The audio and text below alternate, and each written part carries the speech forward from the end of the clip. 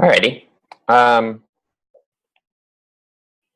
Arrays are a type of data structure. Get rid of this. They come between square brackets, and they have elements that are each behind the scenes ordered. So right now, in each of my spots in my array, I have numbers. But behind the scenes, each of these numbers, each of these elements actually has a sequential number. So even if I said 5, 3, 4, 6, these are still ordered sequentially and can be accessed sequentially behind the scenes. Arrays can store any kind of value. They can store numbers like we had. They can store strings. You could put undefined in there. You could put a function in one of the elements. I won't get into that at the moment. But yeah, they can store any value that you want. I'll go ahead. I'll log out my array.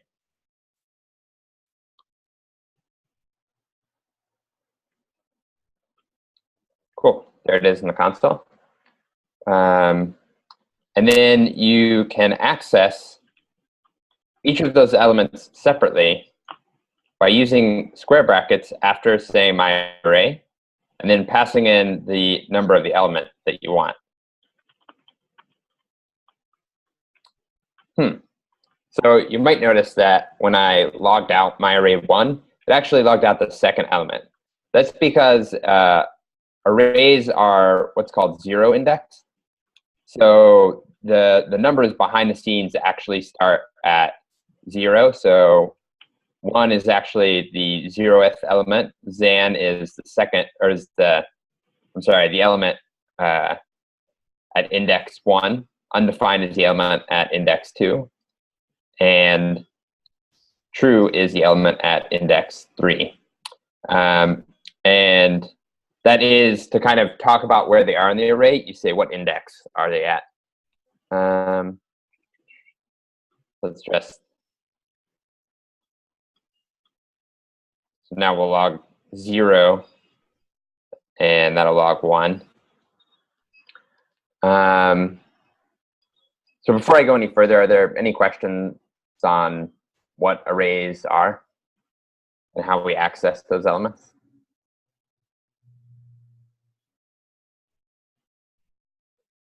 Cool.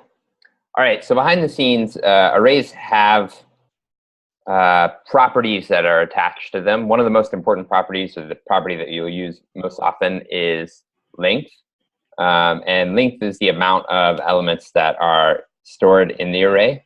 So right now, if I say my array.length, it's going to log 4.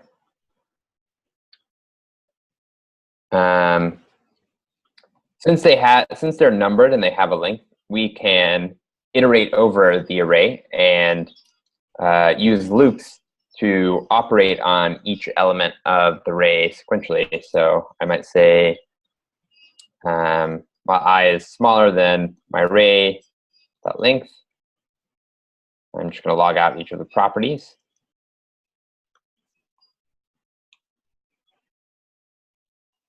And increment I so that doesn't become an infinite loop. And we'll start I at 0 because we're going to access that first property.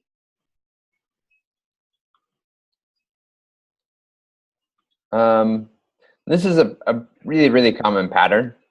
And so there's a special kind of loop that JavaScript gives us for interacting with arrays. It's called a for loop. For loop has 3 parts. The first part is usually reserved for declaring an index variable that's often called I. The second part is kind of like what goes in the while loop. It's a condition that,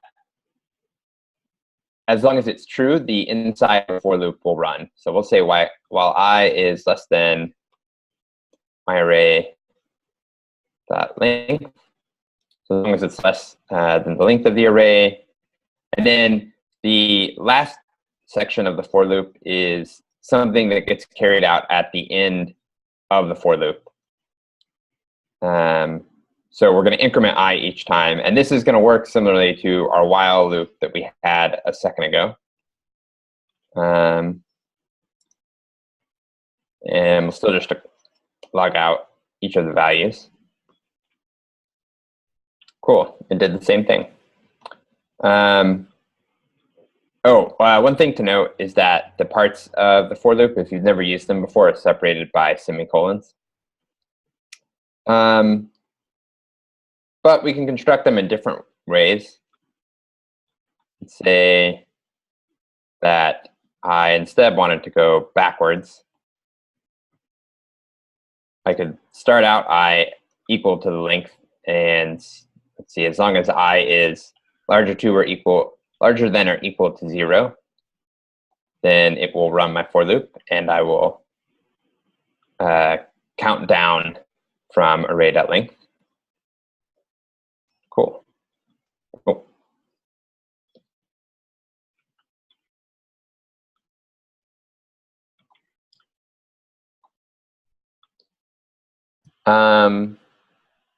Let's see, are there any questions with how the for loop is working?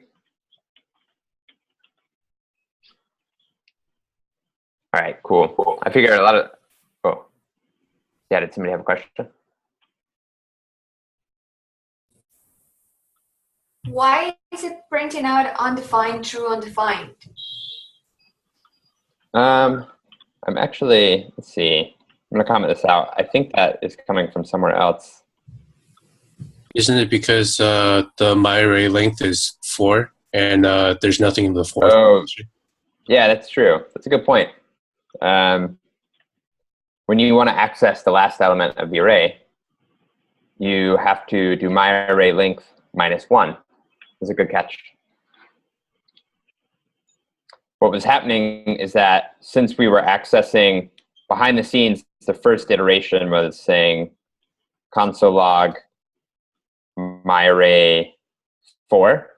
But remember, these are 0, 1, 2, and 3. So it was accessing an undefined space in the array.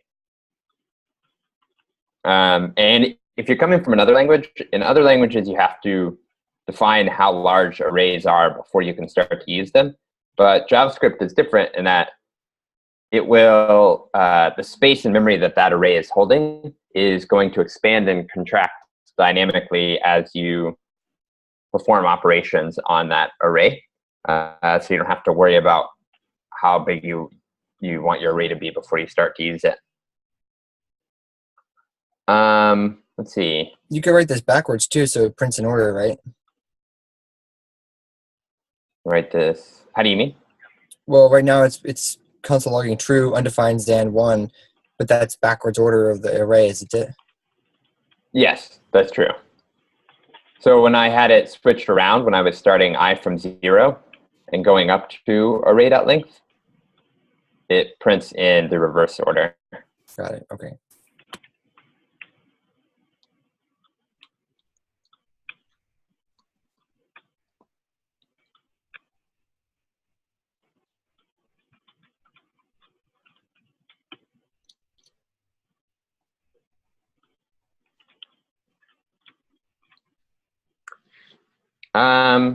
So on top of having properties like length, arrays have functions attached to them. Maybe, let's see in chat, does anyone know any of the native array methods? So methods are functions that you can access. Yeah, push and pop, slice, unshift, shift and unshift.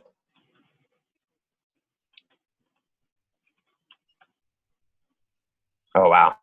Yeah, I know a lot of them. Let's see. Split is actually a string method. Split will turn a string into an array. So if I said, well, I'll get into that, and we'll come back to split in just a second. So let's see. Some of the most important are pop, push, shift, and unshift. Pop and push are going to remove and add elements to the back of the array. So let's see. I'm going to change my array to be numbers.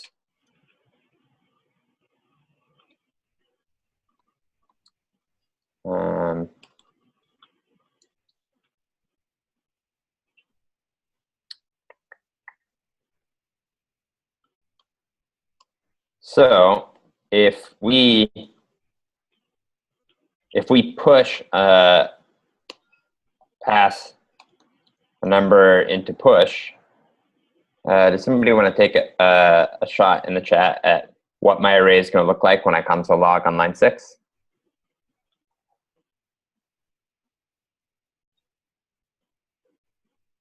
Yep, that's right, Raymond. Cool. All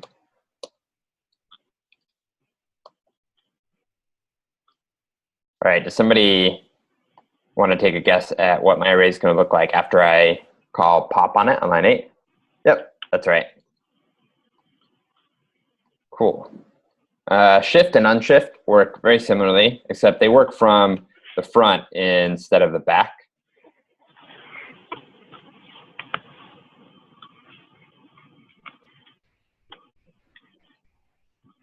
So now 6, it gets put on the front and then taken off the front. And if we called shift again, we could call it multiple times, and it's just going to keep taking off whatever is on the front.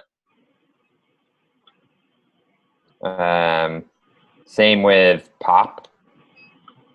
If you keep doing it, it's just going to keep taking off more.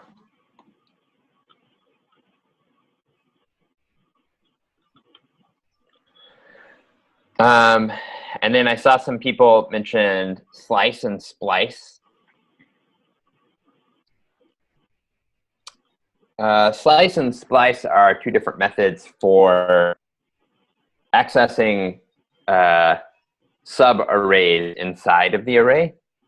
So for instance, if we said, let's see, we'll call this slice my array. It's going to be equal to my array.slice 1 and 3. And we'll console log that out.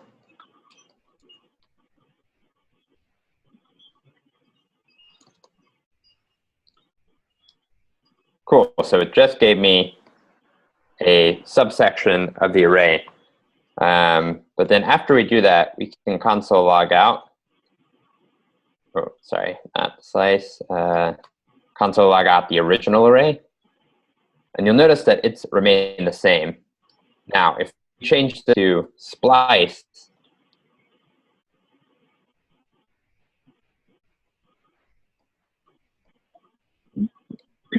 notice that when we log out the original, that section that we returned from splice has actually been removed from the array.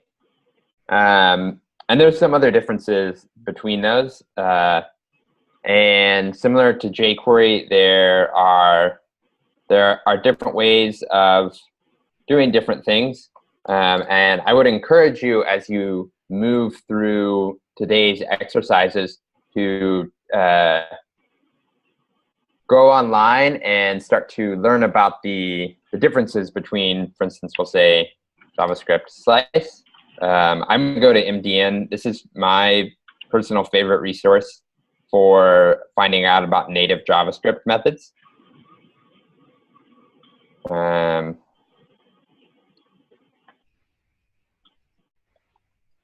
And you'll see it's got a nice little like introduction to what it is as the very first sentence, and it shows you what arguments it takes and tells you what happens if you pass in different arguments. And then further down the page, it'll have some examples of it being used. And so yeah, you'll use a lot of the native array methods in the exercises today. And I will, let's see, I've got two more things. Before we move on, I will touch on split because it was mentioned in the chat. It can be helpful.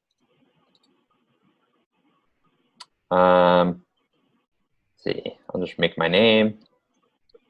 Now, if I reassign the variable word to word.split, does anybody have an idea in the chat what's going to happen?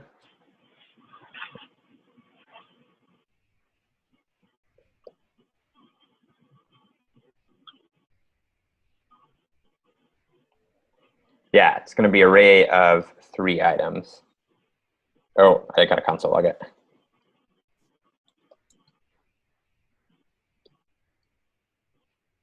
Oh, I forgot one thing.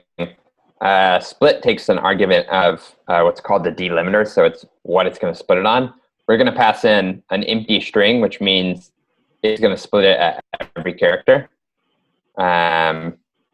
We could, if I added spaces, then I could pass in, actually, I'll add commas in there. Let's say you want to split a list of things that are separated by comma, then I can split them on the comma. It's going to do the same thing. So let's split. One last thing before we get to the exercises. Arrays are a little bit different than your permanent value types like numbers, strings, booleans. If I assign a variable to a number,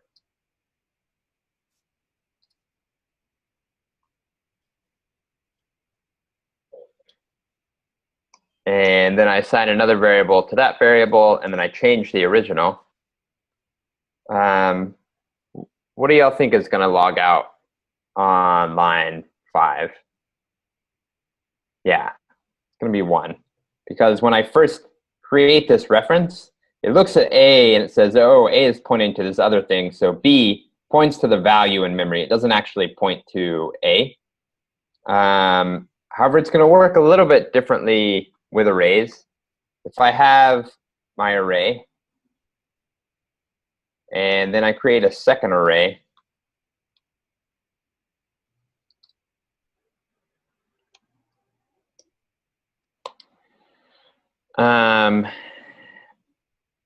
let's see, console log out my second array. It should be the same thing right now. Yeah. And if I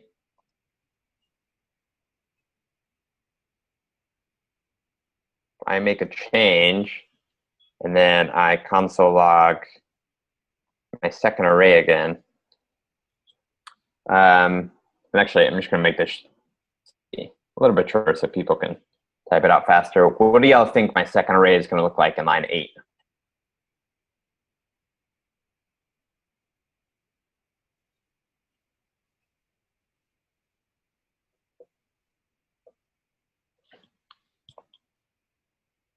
All right, so go ahead and log it. It's actually got that 10 in there. Yeah, that is because the array as a data structure holds a certain space in memory. And so even though my second array is not pointing to my array, but it is pointing to the space in memory where this array exists, as opposed to like a number is an immutable value type. 10 will exist as 10 in memory always. But this array in memory can be changed. So my second array is pointing to that array in memory, but that array itself has changed. Are there any questions about that?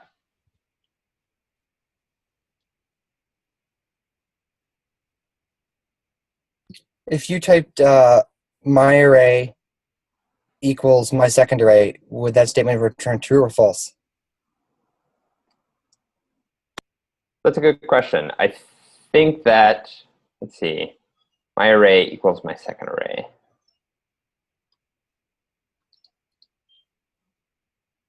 You mean, we're testing for equality and not reassigning it? Triple equals. All right. True.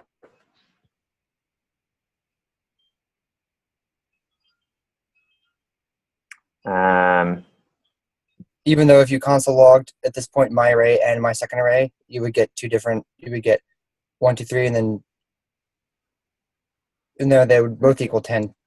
2, 3. Huh? Yeah, they would both equal 10, 2, 3. It's because they deeply equal because they are pointing to the same array in memory. Now, since my array is a variable name, I could reassign the variable my array actually to a number instead. And now I think that should log out false, because now the variable is pointing to a number as opposed to this array, which still exists in memory. What if you set my array equal to an array with the values of 10, 2, and 3? Oh, that's a good question. I believe that should still be false. If it's not false, I might have to research that and come back to you with an answer later. Yeah, it is false. So we've created a new array in memory that happens to contain the same values. And that's, I'm actually going to log out my second array after that just to show that it has not changed. Hey, Zen. I'm wondering, you explained the difference between a slice and splice. But I'm wondering, is there a list you could possibly link to, or I don't know if it exists, where you can find out what the mutable, how to explain it, which methods for the array actually mutate the array and which methods don't? I'll see if I can find like a cheat sheet that has the commonly used methods that list whether they are destructive or not, whether they mutate the original array or not. I think part of it is over time as you start to use them. Like at first, you'll probably refer to MDN or whatever resource you want to use quite often. But as you start to become more comfortable with them, you'll start to just kind of have a sense, like you'll just remember after a while which, like, that splice is going to alter my input array and that slice is not. And also in terms of slice and splice, the two arguments you pass in are actually doing slightly different things. But I'll look for a cheat sheet online and I'll post that into Slack and on the whiteboard. Thank you so much. Are there any other questions? Go to exercises. I have a question. Well, whoever spoke up first, go ahead. Thank you. I don't understand, when you change the values of my array to 10 to 3, why doesn't it equal to my array anymore? Shouldn't it be, why is it false? What George asked. Okay. The values of 2 to 10. Okay. So let's I'm going to change this to like 20, and I'll log out my array after that. And we'll go through it line by line and kind of talk about what's happening. So in line 1, it declares a variable. So it's got this variable, my array, that at first is just floating around, not assigned to anything. And then it creates this array 1, 2, 3 in memory. So now there's an array sitting in memory that has the values 1, 2, 3 inside of it. And the variable my array is pointing to that. On line 3, we create my second array and we point it at my array.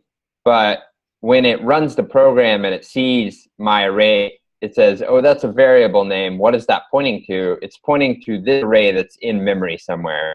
So now my second array is also pointing at this array in memory. It's not pointing at the variable my array. It's pointing at this actual array in memory. And so right now, because these are both pointing at the same array, I could even do it after line 7. So line 7, we're saying that my array element at index 0 is now equal to 10. What we're doing is overriding the actual array in memory so that the first element becomes equal to 10. So that's, let's see, I'll copy it down. So after that line, that array exists in memory like that, and they're both still pointing at that space in memory.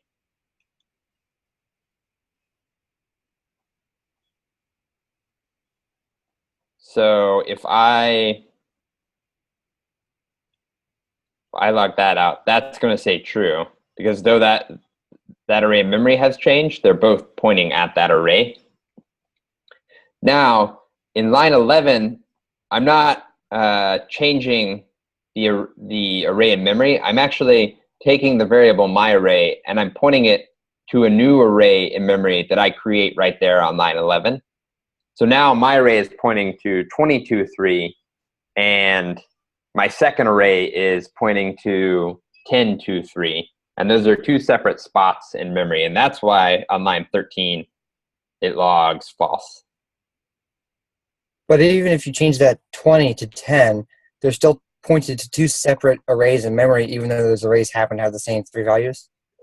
Yes, that is true. So now, let's see, if I do that, what's happening is that we have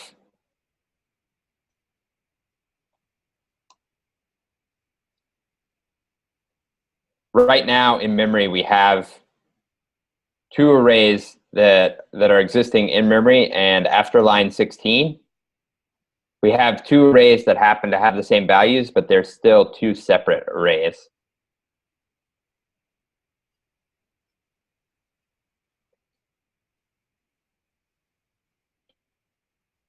Does that make sense? So pretty much just looking at the arrays but not the values. It's not going to like, that's actually the numbers are the same. It's more looking at like the arrays in memory. Correct. Mm-hmm. Okay. Thank you. You're welcome. Do we have any other questions? I have a question. Yeah. So let me see.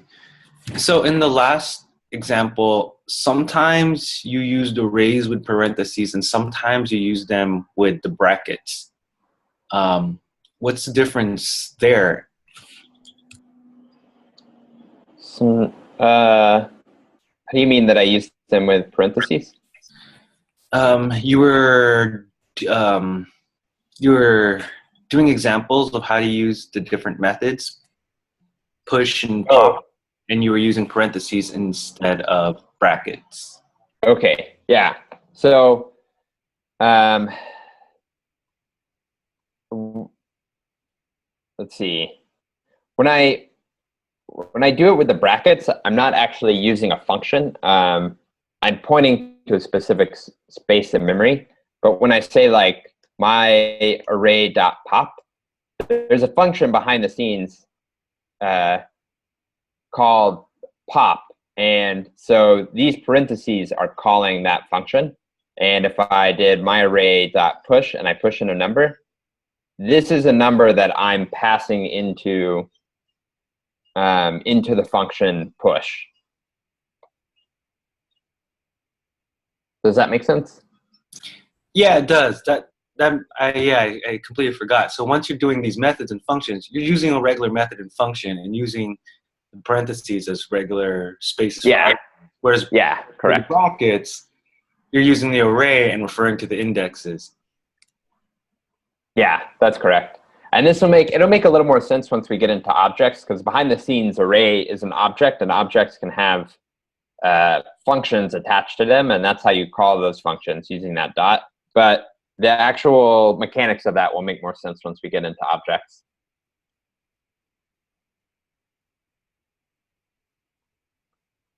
Cool. Are there any other questions? One last question. Yeah. If we just would use 2 equal signs instead of 3, we probably would get true if we got the same, or an array with the same values, don't we? Yeah, I think you are right about that. So I'm going to get rid of some of the space so we can see everything, and we will try that out. All right, so right now, this is, they're both equal to 2 separate arrays of memories. Get rid of my other console logs.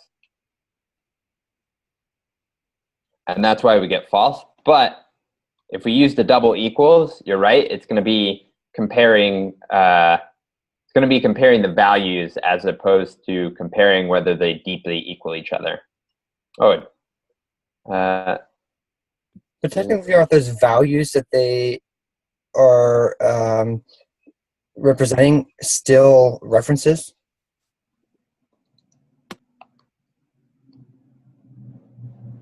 Say that one more time, George. So yeah, you just printed out my array and my second array, but that's because the JavaScript interpreter like read those references, but the references that they're pointing to in the spaces of memory would still be different, right? So even if you use the double equals, the references aren't the same, whether you triple or double equal them, right? Yeah, the references aren't the same. But does the And I double suppose equals mean that it like reads what the reference points to and then compares those? Whereas I thought the double equals was comparing for value, but I think because the reference is different, the values actually, it doesn't see them as being the same value either. I also thought that that would equate to true, but in fact, it doesn't.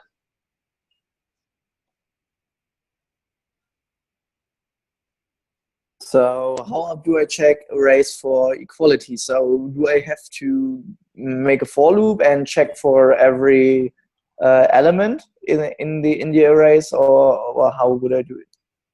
Yeah, you will have to check. Usually, you'll have to check for every value. I don't know if some libraries, like we'll get into underscore next week. Underscore probably has a function that comes with it that can do that for you. You can call it on two arrays, and it'll see if if each of their values match up. But otherwise, without a library like underscore, you will have to iterate through the arrays and check each value one by one.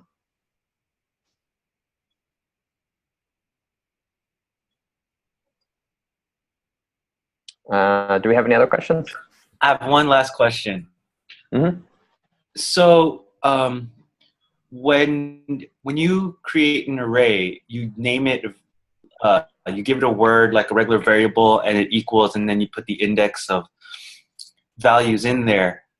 That same variable are an arrays just data types, meaning you could swap it out, and my array could be equal to something completely different later? You're saying like I could assign the variable name my array to a different value, like not an array? Is that what you mean? Yeah, that's what I'm asking. I'm just yeah, that's exactly what I'm asking. And then it'll no longer be an array, or can different variables also be arrays? For instance, if you declared a variable and it was a string with a person's name, could it then also have array traits later? No. When you change this to string, and again, this is something we'll get into a little bit more once we get into objects. But there is a thing called a prototype. So like with the array, there's array.prototype. And that's where all the methods are coming from. Like when we do pop, behind the scenes, it's looking on the array's prototype to find that pop method. And strings have a different prototype with its own methods and properties. And that's why we can, with a string, we can do .split. Split doesn't exist on arrays, but you can use it on a string. Okay, thanks. Mm-hmm.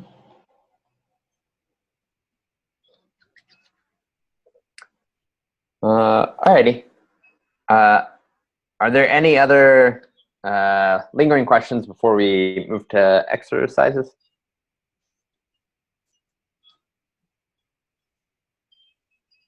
Alrighty, cool. I think I will stop it there then. And I believe pairs are already up on the board. Yep, pairs are up. They're on the board. You guys know what to do. Dan and I'll be around.